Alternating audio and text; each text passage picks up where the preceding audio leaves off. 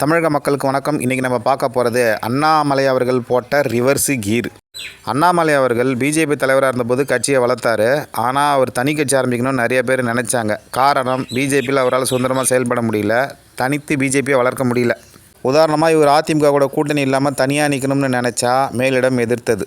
எனவே வெளியே வந்து தனி கட்சி ஆரம்பித்தா சுதந்திரமாகவும் தீவிரமாகவும் செயல்படுவார்னு ஆதரவாளர்கள் நினச்சாங்க. இவரும் வெளியே வந்து வீத லீடர்ஸ் அமைப்பில் மெம்பர்ஷிப்பை சேர்த்து அது 50 லட்சம் மெம்பர்ஸை எட்டி விட்டால் தனி கட்சி ஆரம்பிப்பது உறுதின்னு சொல்லிட்டார். இதில் முக்கியமான விஷயம் என்னென்னா, சேர்ந்து இருக்கக்கூடிய 19 லட்சம் உறுப்பினர்களும் ஏற்கனவே பாஜக ஆதரவாளர்களாக இருந்தவங்க. பாஜக தலைவர்கள் ரொம்ப தீவிரமாக செயல்படலை, திராவிட பாஜக அப்படி இப்படின்னு விமர்சனம் பண்ணிக்கிட்டு இருந்தாங்க. அண்ணாமலை தான் சரியாக இருப்பாருன்னு நினச்சாங்க. இந்த நிலைமையில் அண்ணாமலை கூடயே வந்துட்டாங்க. ஆனால் அண்ணாமலை செயல்பாடு எப்படி இருக்கிறது? வரும்போதே என்ன சொன்னார்னா, நாம் எந்த கட்சியும் திட்டுறதுக்கு வரல, பாசிட்டிவ் பாலிட்டிக்ஸ் பண்ணுறதுக்காக வந்திருக்கிறோம் அப்படின்னாரு. யாரையும் திட்டாமல் கடுமையாக விமர்சிக்காமல் ஏற்கனவே ஜிகே வாசன்லாம் இருக்கிறார். அவரெல்லாம் எவ்வளோ ஓட்டு வாங்கினாருன்னு தெரியுமா? எல்லாருக்கும் தெரியும். முதல்ல மக்கள் எதுக்காக இவர் பின்னாடி திரண்டாங்க யோசிச்சு பாருங்கள். பத்திரிகையாளர்களை லெஃப்ட் ஹேண்டில் டீல் செய்கிற டேலண்ட்டு, அறிவு, அப்டேட்டான பேச்சு, தைரியம், திமுக மீது வச்ச கடுமையான குற்றச்சாட்டுகள், அதன் காரணமாக பெற்ற சில வழக்குகள், அதையும் இவரே போய் கோர்ட்டில் வாதாடிய விதம், இதெல்லாம் தான் காரணம். நிறைய தொண்டர்களோட மனநிலை என்னென்னா, மத்தியில் மோடி, மாநிலத்தில் அண்ணாமலை. அண்ணாமலை அவர்கள் தனி கட்சி ஆரம்பித்தாலும் பாஜகவுக்கு மிகப்பெரிய சப்போர்ட்டாக தான் இருப்பார்னு நினச்சாங்க. மாறாக நடந்தது என்னென்னா, மத்திய அரசின் மும்மொழி கொள்கையை நான் ஆரம்பத்தில் ஆதரித்தேன், ஆனால் இப்போ அரசு அதை ஸ்டெப் பை ஸ்டெப்பாக தான் அமல்படுத்தணும் அப்படின்ற மாதிரி ஒரு ட்வீட்டை போட்டு விட்டார். இது நேரடியாக ஏற்கனவே தமிழ்நாட்டில் இருக்க கட்சிகள் மாதிரி மும்மொழி எதிர்ப்பு ட்வீட் கிடையாது.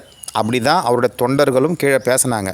ஆனால் இதில் பிற்காலத்தில் மும்மொழி எதிர்க்கக்கூடிய சாத்தியங்கள் தெரியுது.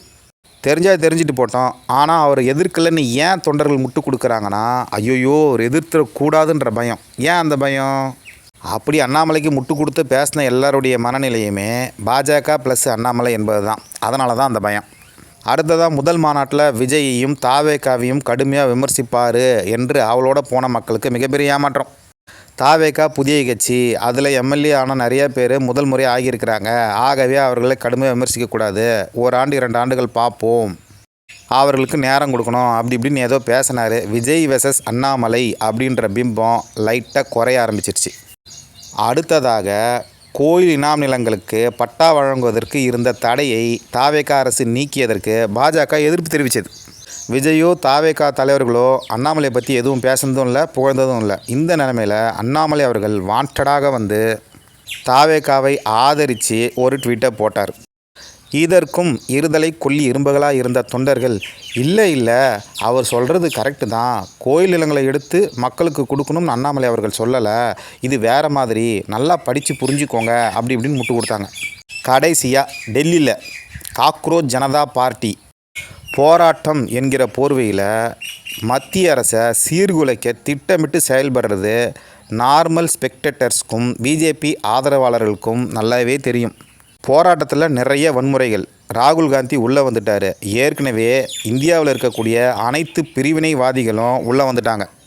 இப்போ பாடுறா அண்ணாமலை வந்து பிரதமருக்கு ஆதரவாகவும் இந்த பிரிவினைவாதிகளுக்கு எதிர்ப்பாகவும் கடுமையாக ஒரு ட்வீட்டை போடுவார், பாடுறா அப்படின்னு இந்த மியூச்சுவல் தொண்டர்கள் நினைத்து கொண்டிருந்த நேரத்தில் வந்தது அண்ணாமலையோட ட்வீட்டு. போராடுவது மக்களின் உரிமை, இவர்களை ஆரம்பத்திலேயே சந்தித்து அரசு பேசியிருக்கணும் அப்படி இப்படின்னு சொல்லியிருக்கிறாரு. மேலும் எங்கேயுமே சிஜேபியை பற்றி எதுவும் சொல்லலை, போராட்டத்தில் நடந்த வன்முறைகளை பற்றியும் வாயை திறக்கலை. கொஞ்சம் யோசிச்சு பாருங்கள், இதே அண்ணாமலை பிஜேபி தலைவராக இருந்தால் எப்படி பேசியிருப்பார்? கடுமையாக போராட்டக்காரர்களை தாக்கியிருப்பார். அப்போ ஏன் தாக்கினாருன்னா பிஜேபி சப்போர்ட்டர், அதனால் அதை தாக்கணும். இப்போ ஏன் எதிர்க்கிறாரு? இப்போ ஒரு தனி கட்சி ஆரம்பிச்சிட்டார்.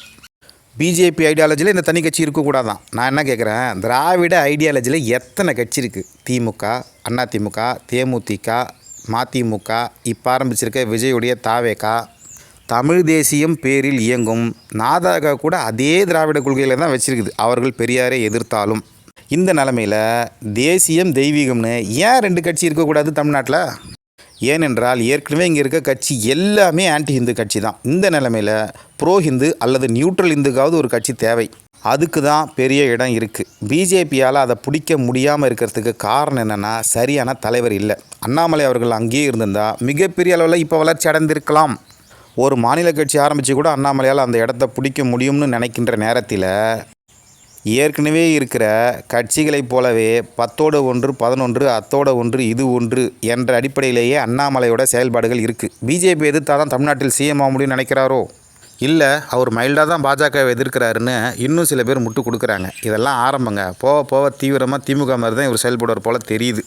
தாவேக்காவுக்கு வாண்டடாக ஓடியாந்து முட்டு கொடுத்த அண்ணாமலை திருச்செந்தூர் விஷயத்தில் வாயே திறக்கலை.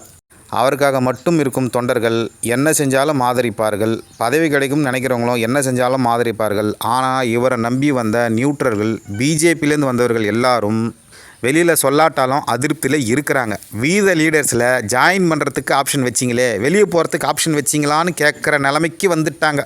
பிஜேபியில் நயினார் நாகேந்திரன் போன்றவர்கள் திமுகவில் இருந்துக்கிட்டு பிஜேபியை சங்கினும் சொல்ல முடியும், பெரியாரையும் ஆதரிக்க முடியும். பிஜேபியில் இருந்துக்கிட்டு பெரியாரை எதிர்க்கவும் முடியும். அவர்களுக்கு ஐடியாலஜி கிடையாது. தலைவர் பதவிக்காக இங்கே இருக்கார். அண்ணாமலை பற்றி நம்மளுக்கு தெரியாது. அவர் தலைவராக வந்த பிறகு தான் தெரியும். பிஜேபியில் தேசியம் தெய்வீகம்னு பேசின அண்ணாமலை வெளியே வந்தவுடனே அதை அதிகமாக பேசுறதில்ல. அந்த கொள்கைகளை பெருசாக உடன்பாடில்லை. கட்சியில் இருந்ததுக்காக தான் பேசியிருக்காரு. இந்த நிலைமையில் மாரிதாஸ் மாதிரி ஏற்கனவே தேசியம் தெய்வீகம் பேசுகின்ற ஒரு ஆளை தூக்கி பாஜகவில் போட்டு அவர் விருப்பத்தோட ஒரு பதவியையும் கொடுத்தா ஃப்யூச்சரில் அவர் தலைவராகி பிஜேபியை இப்போ இருக்கும் ஸ்பேஸை பயன்படுத்தி மிகப்பெரிய அளவில் வளர்த்து செல்ல முடியும். அண்ணாமலை மாதிரியே இவரும் செய்வார். அதை தாண்டியும் செயல்படுவார். ஏன்னு கேட்டிங்கன்னா, அண்ணாமலை அவர்கள் பிஜேபியில் இருந்ததால் தான் தேசிய தெய்வீகத்தை ஆதரித்தார். இவர் அப்படி இல்லை. அடிப்படையிலேயே தேசிய தெய்வீக சிந்தனை கொண்டவராக இருக்கிறார். பிஜேபி கிட்ட கொள்கைகள் இருக்கிறதுலையே தனிப்பட்ட முறையில் இயங்கக்கூடிய ஒரே ஒரு கட்சி பிஜேபி தான். அது நீட் ஆதரவாக இருக்கலாம், மும்மொழி கொள்கையாக இருக்கலாம். இதை மக்களிடம் எடுத்து செல்ல பெரிய தலைவர் இல்லை.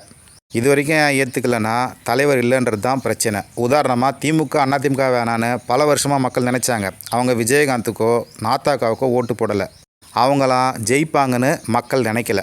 ஆனால் விஜய்னு ஒருத்தர் வந்தவுடனே திமுக அதிமுக எதிர்போட்டு எல்லாமே அவர்கிட்ட விழுந்து அவர் சிஎம் ஆயிட்டார். அதே மாதிரி ஆன்டி ஹிந்து ஓட்டுகளை அனைத்து கட்சிகளும் பிரித்து கொள்ளுகின்ற நிலைமையில் ப்ரோ ஹிந்து அல்லது நியூட்ரல் ஹிந்து பார்ட்டி ஒன்று மிகப்பெரிய அளவில் வளர முடியும். அதற்கு தேவை தலைவர் தான். அதற்கு மக்கள்கிட்ட நல்ல கனெக்டிவிட்டி வேணும். ஆக்ரோஷமாகவும் அப்டேட்டாகவும் பேசுகின்றவராக இருக்கணும். குறிப்பாக பிராமணராக இருக்கக்கூடாது. இருந்தால் அதை வச்சே திராவிடம் அடிச்சிடும். இந்த தகுதிகள் எல்லாமே மாரிதாஸ் கிட்ட இருக்கிறதா நான் தனிப்பட்ட முறையில் நம்புகிறேன். அவரால் பாஜகவை பெரிய இடத்துக்கு கொண்டு செல்ல முடியும்.